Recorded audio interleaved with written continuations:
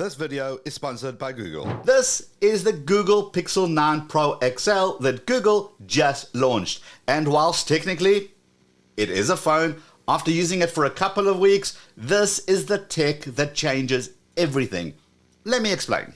Firstly, a massive thank you to Google for sponsoring this video and letting me use the phone for a while before making this video. You see, initially when I was researching the phone, I noticed some awesome security features that make stealing this phone pointless, as the device is built to keep our data safe. And to keep us safe, I was going to talk about the satellite SOS. And so even if you're in a remote area with no cellular reception and no Wi-Fi, you can still get help and share your location with your contacts. And then there is the locked folders that allow you to save those images that shouldn't be laying around on your phone in the first place, and a bunch of other safety and security stuff. That was the plan. But then this happened. I'm so excited about Gemini Live. And now I'll ask Gemini 2. We're fully in the Gemini era. Gemini on Android helps you. Gemini can also understand. Gemini is multimodal. Make sure Gemini is available to everyone on every phone. So what is this Gemini and why is it a game changer? Let me show you. I'm looking for some suggestions of some place like a downtown kind of vibe that's got like an ice cream shop and a candy shop, somewhere that's around 15-20 minutes from far north Dallas. What are my options? If you're looking for something with a downtown vibe, but still relatively close to far north Dallas, there's a couple of options that might fit the bill. Now keep in mind that downtown vibe means different things to everyone. So already a couple of things. Firstly, I didn't have to adapt my natural speech. I just spoke, and Gemini Live was able to not only understand my accent, but was also able to work out what I was asking. And then it recognized the geographic location and that it needed to be within 15 to 20 minute driving distance. It has to take all that into account and filter out everything that isn't relevant. Then it also recognized that it needed more information to be able to answer me. It didn't just spit out a whole bunch of stuff. That is why Gemini Live asked me to be more specific using examples. And all of that happened in a very human-like interaction, as if I was speaking to a human assistant. Okay, let's carry on. Yeah, something like downtown Carrollton as an example. Carrollton has a lot of charm. The historic downtown area has some really cute shops and restaurants. Is there an ice cream place down there? Definitely. There's a place called Beth Ice Cream. It's a classic ice cream parlor with tons of flavors. You might also like ice cream. They have unique flavors and they're located in a cool old building. Can you send me directions on how to get there? So I can't use Google Maps yet when we are live. So nice and fluid. It gave me some more suggestions. And then when I asked specifically about an ice cream place, it knew exactly to look that up only in that area. And it made 2 recommendations. And for each one, it added a little bit of extra info. Tons of flavors. And the second one is located in a cool old building. So it does really feel like you're having a natural conversation, which is pretty darn awesome. Now, one thing that I believe will be coming out later is a tighter integration between Gemini Live and the Google products. And that's going to take this to a whole new level. Another really great way to use Gemini Live is for brainstorming. How about we try a little brainstorming? Can you tell me about the things you typically need to get done in a week? So I need to find some YouTube video ideas for my wonderful audience. YouTuber, huh? What kind of videos do you like to make? Mainly security and how-to videos and connectivity, things that help people stay safe and be connected online.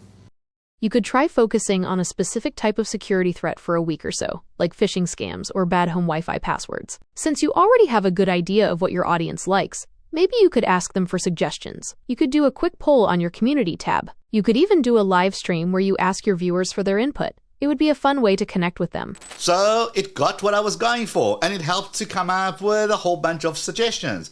I could have gone down the rabbit hole and asked questions about the live stream. What kind of content will we be making? And any ideas for a giveaway maybe? So you see that this isn't just a new update on the Google Assistant, which we've had for years. This is a whole new way of communicating with your device in a much more fluid, natural way that makes human sense. What I'm holding here is the beginning of the future of how we're going to interact with our devices. Now, since using the Google Pixel 9 Pro XL, I find myself using Gemini Live more and more and more versus the olden days where I would ask the Google Assistant a couple of times, but then kind of default to just opening up and doing a Google search. Now, when you look at the Gemini app, it can do more things, such as this.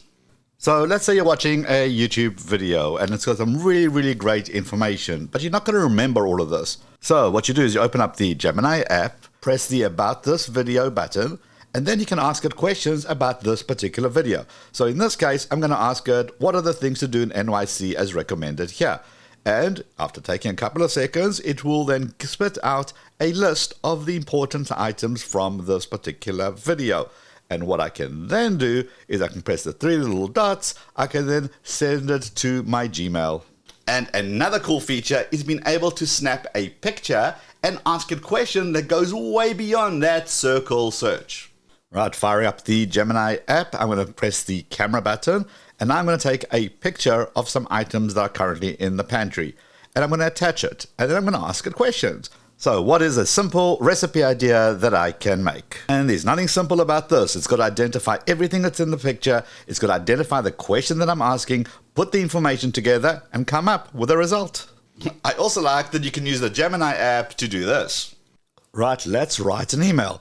So I want to write an email to Google. I want to thank them for sponsoring this video and for their Pixel 9 Pro XL. It's pretty awesome. Let's see what it's going to come up with. Okay, subject line, dear Google team, I want to express my sincere gratitude for your sponsorship, blah, blah, blah, blah. Okay, look, that's cool, but let's be honest, Google is a much more chilled company, so way too formal. Google are chilled, make it more friendly. And now it rewrites it in a different tone, and that is much, much better. And in fact, what I can actually do is I can click the three little dots on the right-hand side, and then I can select the modify response. I can make it shorter, longer, simpler, more casual, more professional, right there instead of typing it out. I can, of course, then send it to my draft in Gmail. Now, another AI feature that is super useful has to be the Pixel Screenshot app. If you're like me and you're always taking screenshot of stuff you see online with the idea that you're going to get back to it later, but kind of never do. The problem is when you have a lot of screenshots, you have to go through them and kind of try find what you're looking for. Check this one out. All right, we are firing up the screenshot app on the phone, and here are all the screenshots I've taken since actually using the phone. Now, I can do a search. I can do something like Twitter, and it's going to go through the screenshots and find all the ones that I've taken from Twitter. It's then going to go through each screenshot and it's going to actually identify what's in the screenshot with great, great details. And all of this is totally searchable.